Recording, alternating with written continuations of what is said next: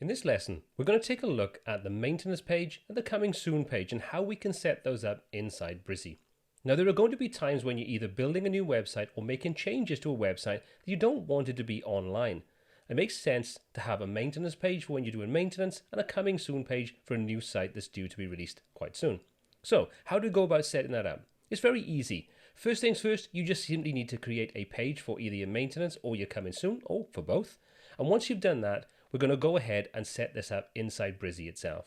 So we're going to go into Brizy, into settings, and inside there we're going to go to the maintenance mode tab, and this allows us to choose between 3 different modes. Currently it's set to disabled, but we can choose between disabled, coming soon, and maintenance. Now I've just created a normal page inside Brizy and named it maintenance and created a really simple design. So I'm going to select the maintenance page in this example.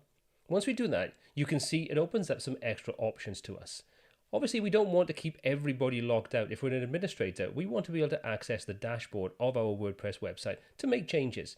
So we can set up who can access the actual site itself. So currently it's saying logged in, but we can choose between logged in and custom. Logged in, as its name would suggest, if you're logged in to the account, you'll have access to the website and you can start to make changes. Custom, on the other hand, allows us to choose exactly what role we want to allow to be able to access the website.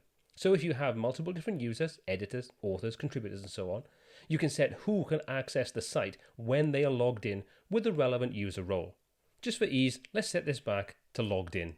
Okay, before we take a look at the chooser page, let me just quickly go over what the whitelisted IP addresses actually means. Now, there are going to be times where you may be sharing a design with a client and you don't want to set up a user account for them. You could whitelist their IP address and they would then be able to access the site, while anybody that's either not logged in or doesn't have the right credentials will still see your maintenance or coming soon page. So that's all that really is there for, but it's very useful. So finally, let's just go ahead and select the page that we want. We'll open this up, and I've already created my maintenance page using normal Brizy tools. There's our maintenance mode page. I'll select that and we'll hit save changes. So once we enable maintenance mode, you'll see we now get a banner at the top of our page in our dashboard telling us that we have maintenance mode enabled.